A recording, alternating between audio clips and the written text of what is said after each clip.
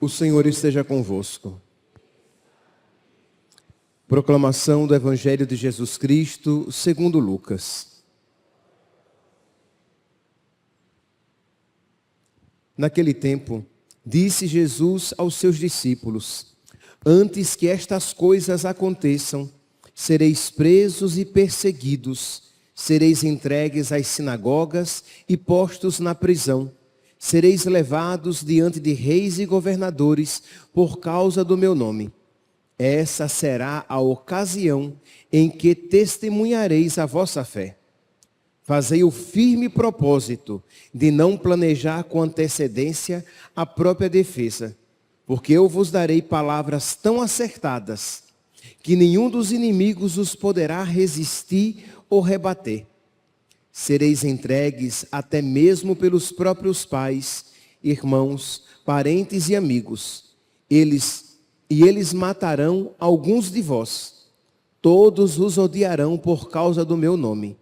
Mas vós não perdereis um só fio de cabelo da vossa cabeça. É permanecendo firmes que ireis ganhar a vida.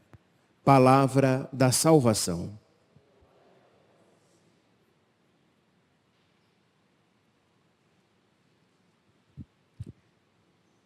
Caríssimos irmãos e irmãs, Jesus não nos promete uma vida sem cruz, mas Ele promete estar conosco na cruz. Ele não promete uma vida sem dificuldades, sem tribulações, mas Ele promete estar conosco nas tribulações. O Evangelho de hoje é uma continuação imediata do Evangelho de ontem, em que nós estamos ouvindo esse ensinamento de Jesus a respeito do fim dos tempos.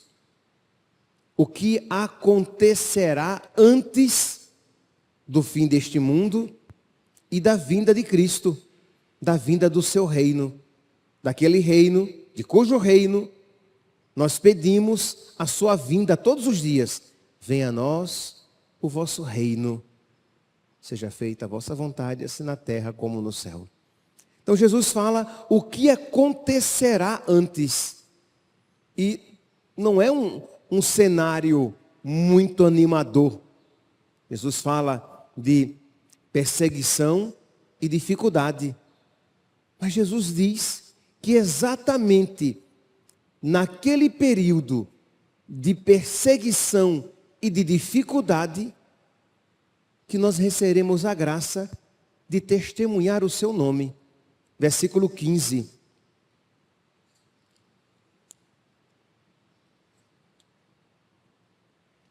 Porque eu vos darei palavras tão acertadas que nenhum dos inimigos os poderá resistir ou rebater. Então Ele estará conosco naquele período de dificuldade. Ele não nos abandonará. E Ele diz, versículo 13, essa será a ocasião em que testemunhareis a vossa fé. Meus irmãos, nós sabemos muito bem que ter fé, testemunhar a fé, quando tudo é tranquilo, é fácil. Testemunhar a fé, perseverar em Deus, ser fiel a Ele, quando isso é gostoso, quando tem uma consolação, quando nós experimentamos alegria, é fácil, é agradável, é tranquilo. Mas testemunhar Cristo, quando você sente como que o chão lhe foi tirado, permanecer na fé, quando você se sente em meio a uma tribulação que lhe cega Você quase que não percebe a presença de Deus mais na sua vida. E você perseverar na fé. E dizer, agora é o momento em que eu vou testemunhar a minha fé. Na fidelidade, continuando, vou continuar caminhando. Mesmo quando tudo dentro de mim grita para desistir. Vou continuar servindo a Deus. Quando por causa disso sou perseguido, sou caluniado, sou maltratado, ou não sou reconhecido, mas por ti, Senhor, porque eu creio que eu alegro o teu coração fazendo isso, porque eu quero ser fiel a ti como uma resposta à tua perfeitíssima fidelidade a mim. Isso sim, é uma expressão de fé, é um testemunho de fé. E nós precisamos ter essa oportunidade. Ah, padre, mas o senhor está dizendo que essa oportunidade só se tem quando o sofrimento vem. Essa oportunidade só se tem quando a tribulação, quando a dificuldade, quando os problemas se fazem presentes. Mas é ali quando a sua fé, ela é alicerçada. E que história bonita você vai ter para contar quando você olhar para trás e com o coração cheio de gratidão, você disser, eu permaneci fiel. Deus me sustentou. E não olhar para trás, para aquele período de dificuldade, de tribulação, de perseguição, e você dizer ali, eu abandonei Deus. Eu me esqueci de Deus. Eu me revoltei contra Deus. Eu abandonei a oração. Eu mergulhei no pecado. Eu voltei à vida velha. Eu fui ingrato. Eu até disse palavras feias com Deus. Eu duvidei do seu amor. Misericórdia, livre-nos Deus, tal coisa. Mas que nós cantemos as misericórdias de Deus e dizer, Deus foi bom e me sustentou na sua graça. Eu não o abandonei. Deus foi misericordioso comigo. E eu até cresci no amor naquele período de dor. Eu até cresci na fé. Por causa, não apesar daquelas tribulações, mas exatamente por causa delas. Porque aquelas tribulações foram o terreno propício para que a minha fé fortalecesse, para que pudesse subsistir. Porque num período de tribulação, a fé ou é forte, ou se fortifica, finca os pés e permanece, ou se é fraca, se é uma fé rala, ela vai embora com as lágrimas da nossa vida. Então pedir a Deus essa oportunidade é quase uma súplica louca, né? Como é que assim que você vai pedir a Deus dificuldade, mas não pela dificuldade, mas porque eu quero crescer na fé. E eu creio que Deus não me abandonará. Ele diz aqui, que Ele, nos momentos de dificuldade, Ele nos dará palavras tão acertadas, isto é, Ele nos dará uma sabedoria, Ele não nos abandonará. E nós teremos resposta. Às vezes, aquele que está nos questionando não é um governador, não é um algoz externo, mas são os seus próprios sentimentos, as inquietações interiores para as quais você tem resposta, porque Deus dotou você de sabedoria. Então, eu não sei, meu santinho, qual é o período pelo qual você está passando, mas saiba, se você estiver passando por um período de dificuldade, de tribulação, de sofrimento, isso não é abandono de Deus, mas é momento, oportunidade para testemunhar a sua fé e crescer no amor. Peça a graça de Deus.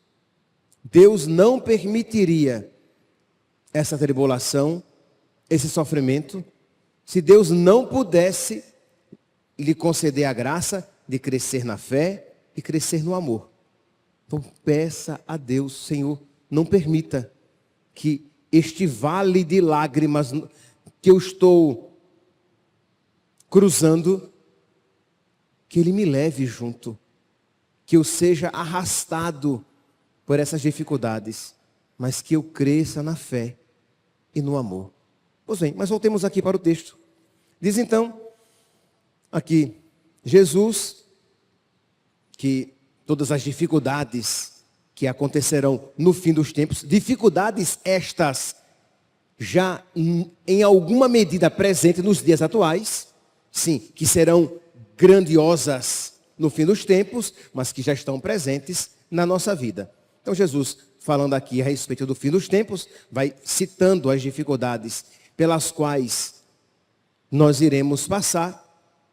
E aí Jesus faz uma afirmação assim, meio aparentemente contraditória. Versículo 18. Mas vós não perdereis um só fio de cabelo da vossa cabeça. Espera aí, segura aqui essa afirmação. Segura. Vós não perdereis um só fio de cabelo nas vossas cabeças. Mas vamos aqui para o versículo 12. Do mesmo texto de hoje, né? Jesus diz assim: sereis presos e perseguidos, sereis entregues às sinagogas e postos na prisão. Está falando aqui daqueles que creem nele, né? Continua. Sereis levados diante de reis e governadores por causa do meu nome. Isso é um monte de coisa ruim. Vai acontecer. Mas ele falou que nem um fio de cabelo da cabeça seria tocado. Continua, versículo 16. Sereis entregues até mesmo pelos próprios pais, irmãos, parentes e amigos, e eles matarão alguns de vós. Todos os odiarão por causa do meu nome. Como assim? Entendi. Por um lado ele diz que nem um fio de cabelo seria tocado. Por outro, ele está dizendo um monte de coisa difícil e ruim que vai acontecer. Como é que nós iremos compreender essa afirmação de nosso Senhor? Ele está dizendo que Ele nos guardará e preservará o que é essencial. Ele não permitirá que um só fio de cabelo seja perdido. O Senhor está dizendo o quê? Que nós seremos guardados no mais íntimo de nós e receberemos a promessa final que fará com que eu veja que valeu a pena tudo aquilo ter perdido por causa dele. É tanto que imediatamente depois ele diz: é permanecendo firme que ireis ganhar a vida eterna. A vida eterna é essa resposta para este fio de cabelo que sequer será perdido. Para isso, meus santos, precisamos pedir a Deus que nos aumente a fé. Se nós não crermos na vida eterna, se nós não esperamos aquela recompensa final, se nós não acreditamos que o que Deus tem para nós, aquilo que os olhos não viram, os ouvidos não ouviram e o coração humano nem sequer imaginou, isso Deus preparou para nós. Se nós não esperamos, se nós não esperarmos por isso, se nós não crermos, Romanos 8,18, que os sofrimentos da vida presente nem devem ser comparados com a glória futura. Se nós não crermos nisso, essa palavra e essa promessa perdem sentido. Mas se eu creio que o que Deus tem para mim, que o que Deus tem para nós ultrapassa sobremaneira, ultrapassa infinitamente as agruras da nossa vida, eu posso dizer: Deus não permitirá que um só fio de cabelo seja tocado. Vou permanecer fiel para alcançar a verdadeira vida. Meus irmãos, no início da homilia eu dizia que Deus não nos promete uma vida sem cruzes.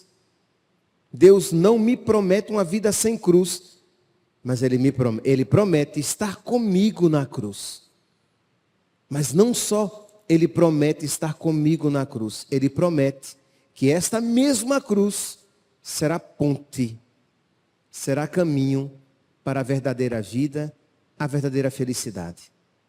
Que diante desta palavra que fala de dificuldades, tribulações, sofrimentos, que todos nós aqui pensamos, meu Deus, aumenta a minha fé. Aumenta a minha fé, Senhor, para que em meio às dificuldades eu não perca o foco.